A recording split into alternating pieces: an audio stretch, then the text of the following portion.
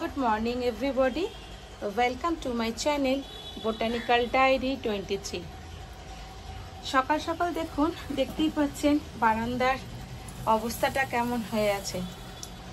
তার কারণ শীতে আমরা সবসময় ফুল গাছগুলোতে অনেক যত্ন করে থাকি। সেই আন্দাজে আমরা যে গরমে যে পাতাবাহার গাছগুলো, ওই পাতাবাহার গাছগুলো সেরকমভাবে আমরা বিশেষ যত্ন করতে পারি না।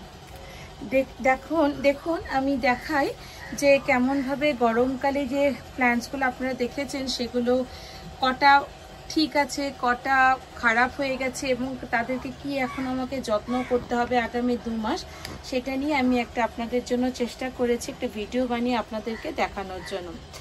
আপনাদের মনে পড়ছে এই গাছটা আমি একদম ছোট করে ট্রিমিং করে কেটে দিয়েছিলাম অক্টোবর মাসে। আপনারা দেখেছেন, আপনারা খুব পছন্দ করেছেন এবং আপনাদেরকে দেখাতে পেরে আমার খুব ভালোও লেগেছে। এই গাছটা আমি একদম ছোট করে কেটে দিয়েছিলাম। দেখুন এখন গাছে কিন্তু নতুন নতুন পাতাও বেরিয়েছে এবং এর জায়গাটাও আমি চেঞ্জ করে দিয়েছি। আপনারা যারা আমার পুরনো ভিডিওগুলো দেখেন বা ব্লগগুলো যারা দেখেন তারা দেখতে পারেন যে এটা ছিল আমার এই কোনাটাতে রাখা ছিল, কিন্তু এখন যেহেতু সিজনাল ফ্লাওয়ারিংয়ের টাইম, ওই জন্য এটা এখন অফ সিজন হয়ে গেছে এই গাছটার, তাই আমি এটাকে একটু সাইডে করে রেখেছি।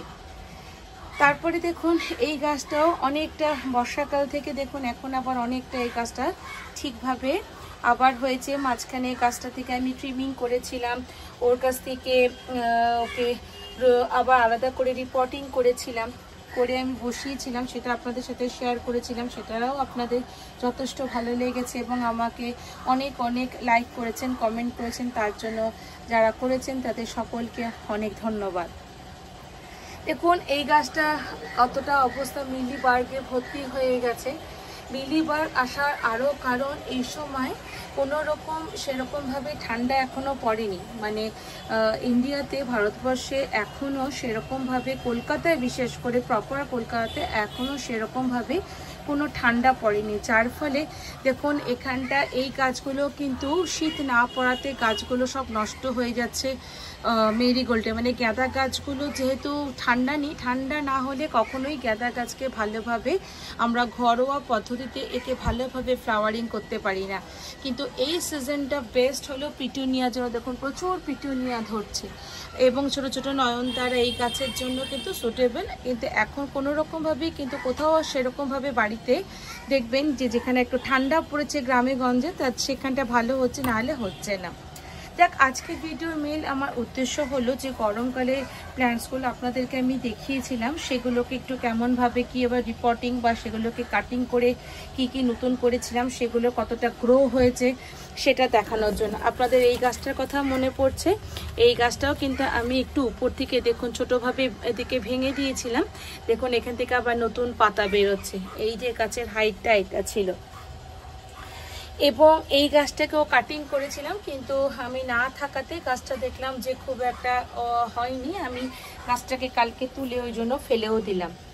দেখুন এই গাছটা দেখুন, এটা আমি একটা জায়গায় গেছিলাম এবং সেখানটায় দেখলাম একটা ছোট্ট পাতা ভেঙে পড়ে আছে, আমি তুলে নিয়ে এসে এই গাছটাকে লাগিয়েছিলাম। দেখুন গাছের সাইজটা দেখুন কতটুকুনি সাইজ, এইভাবে তুলে আমি লাগিয়েছিলাম।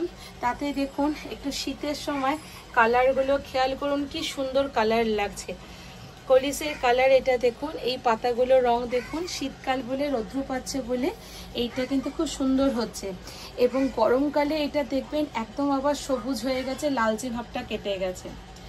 এই গাছটা মনে পড়ছে আমি আপনাদেরকে দেখিয়েছিলাম যেটাকে রিপোর্টিং করা। দেখুন এখন এই গাছে স্পাইডার প্ল্যান্টের সব থেকে কম জল যত দেবেন তত দেখবেন ভালো থাকবে। স্পাইডার প্ল্যান্টে খুব একটা জলের প্রয়োজন হয় না, এদেরকে কালকে আমি ভালোভাবে স্নান করিয়ে দিয়েছিলাম। আর এই গাছটা তো দেখেছেন আপনারা কতভাবে এখান থেকে বেরিয়েছে, আপনাদের সাথে আমি দেখিয়েছিলাম জলে রেখে কেমনভাবে এদেরকে রিপোর্টিং করতে পারেন সেটাও দেখিয়েছিলাম। পুরো দেখুন এখানকার যে ম্যাটটা আমি পেতে রাখি, দেখুন এই ম্যাটটা পাতা থাকে, এই ম্যাটটাকে আমি আজকে তুলে ফেললাম। এখন একটু পরিষ্কার করব, পরিষ্কার করে এই জায়গায় আবার আগের মতো করে সব রাখবো। দেখুন এই গাছটা তো সাদা ফুল হয়েছিল, সাদা ফুলগুলোকে এটাকেও কাটিং করা দেখিয়েছিলাম। দেখুন অনেকগুলো পাতা কিন্তু এখান থেকে বেরিয়েছে এবং শীত গেলে আরও দেখবেন এই পাতাগুলো আরও বেরিয়েছে। সবথেকে যেটা বাজে অবস্থা আপনাদেরকে দেখাই, এটা হলো আমার দুব্বো ঘাসটা।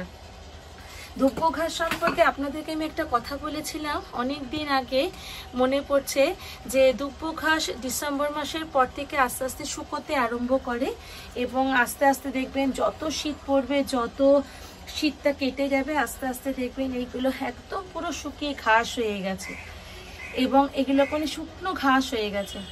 এবং এগুলোকে যদি আপনি রেখে দেন এখানটায়, যত চড়াই পাখি এবং ছোট ছোট যে ঘুঘু পাখি যেগুলো আসে, ওরা তুলে নিয়ে গিয়ে রোজ বাসা বানানোর জন্য এক জায়গায় ওরা জড়ো করে রাখছে। তো এটাও এখন একই অবস্থা। আপনাদেরকে বলেছিলাম যে শীতের পরে এটা খারাপ হয়ে যায়, আবার দেখবেন এপ্রিল মাস থেকে ও নতুনভাবে গ্রো করতে আরম্ভ করেছে। যাই হোক, এটা একটা ছোট ভিডিও আপনাদেরকে করে দেখানোর চেষ্টা করলাম। তার মধ্যে দেখুন হনুমানজি কালকে এসে কী করেছে, দেখুন পুরো গাছকে ভেঙেছে, তলায় মাটি পাটি ফেলে অনেক বাজে মাঝে মধ্যেই আসে, এসে এই ধরনের কাজগুলো করে দেন। দেখুন এদিকে দেখাই, এই গাছটাতে দেখুন কত পাতা ধরেছে। বর্ষাকালে দেখবেন আবার গাছটা অনেক ঝাঁক করে উঠবে। আপনাদেরকে খুব শিগগিরই আমি এই গাছটার রিপোর্টিং কেমনভাবে করা যায় সেটা সম্পর্কে আপনাদেরকে দেখাবো। আশেপাশে বালতি মগ সব দেখা যাচ্ছে, কাইন্ডলি এগুলোকে ইগনোর করবেন। আমি পুরো ব্যাপারটাকে আজকে পরিষ্কার করব বলেই, এবং গাছগুলোকে, শীতের গাছগুলো রৌদ্রে দেব এবং গরমে যে গাছগুলো একটু কম রৌদ্র পেলেই ভালো হয় সেই গাছগুলোতে আমি একটু সাইড করে রাখবো, একটু রিঅ্যারেঞ্জ করব এক কথায়। যাই হোক, আপনারা যারা আমার এই চ্যানেলটিতে নতুন এসেছেন তাদের প্রত্যেকে বলছি আপনারা আমার সাথে থাকবেন, যাতে আপনাদেরকে আমি নতুন নতুন ভিডিও বানিয়ে দেখাতে পারি এবং নতুন নতুন গাছ সম্পর্কেও বলবো, নতুন নতুন কেমনভাবে আপনারা গাছ লাগাতে পারেন সে সম্পর্কেও বলবো। দেখুন এটাও দেখুন, এই গাছগুলো, এটা আমি সেদিনকার কাটিং করে নিয়ে এসে জাস্ট এই গাছগুলো কিন্তু খুব অল্পতেই ভেঙে আপনি যদি লাগান দেখবেন খুব সুন্দরভাবে গ্রো করে। উপরের এই গাছটা ফিলোডেন্ড্রন বলে, এটাকে যদি আপনি পুরোটা কেটে দেন দেখবেন আবার এটা আগামী অগস্ট সেপ্টেম্বর মাসে আবার নতুনভাবে শেপ হয়ে উঠেছে। গাছটার এখন কোনো শেপ লাগছে না, কারণ এটা আমি কাটিং করার সময় পাইনি। ওদিকের ওই গাছটা সম্পর্কে জানি, এগুলো আপনারা মোটামুটি আগে দেখেছেন, যারা পুরনো, যারা আমার সাথে মাস 3-4 ধরে যুক্ত আছেন তারা এই গাছগুলো দেখেছেন এবং তারা গাছগুলো সম্পর্কে জানে। আর যারা নতুন এসেছেন তাদের প্রত্যেকে বলছি, যদি আমার ভিডিও ভালো লেগে থাকে অবশ্যই আমাকে লাইক করবেন, কমেন্ট করবেন এবং সাবস্ক্রাইব করবেন, যাতে আপনাদেরকে আমি নতুন নতুন ভিডিও যেগুলো দেখাবো সেগুলো যাতে আপনারা প্রত্যেকে দেখতে পারেন। ফ্লাওয়ারিং সম্পর্কে এখন আমি কোনো ভিডিও বানিয়ে দেখাচ্ছি না, পরবর্তী খুব তাড়াতাড়ি ফ্লাওয়ারিং প্ল্যান্টসের একটা ভিডিও বানিয়ে আপনাদেরকে দেখাবো। দেখুন এই জিজি প্ল্যান্টটা কত বড় হয়েছে। জিজি প্ল্যান্টের সবথেকে প্রয়োজন হলো মাঝে মধ্যে 15 দিনে একদিন ওকে সকাল থেকে বিকেল দুপুরবেলা অবধি মোটামুটিভাবে ওকে একটু রৌদ্র ওকে খাওয়াতে হবে। মাঝে মধ্যে 15 দিনে একদিন রৌদ্র ওদের জন্য খুব হেল্পফুল হয়।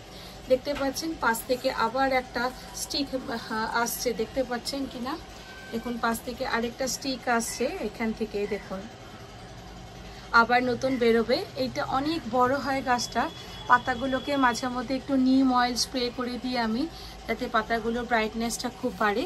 তা এখন এদেরকে একটু কেয়ার করব, একটু রৌদ্র সারাদিন আজকে খেয়েছে, আবার এদেরকে জায়গায় রেখে দেবো। কালকে দেখুন হনুমান এসে কেমন আমার গাছটাকে ভেঙে ফেলেছে এখান থেকে।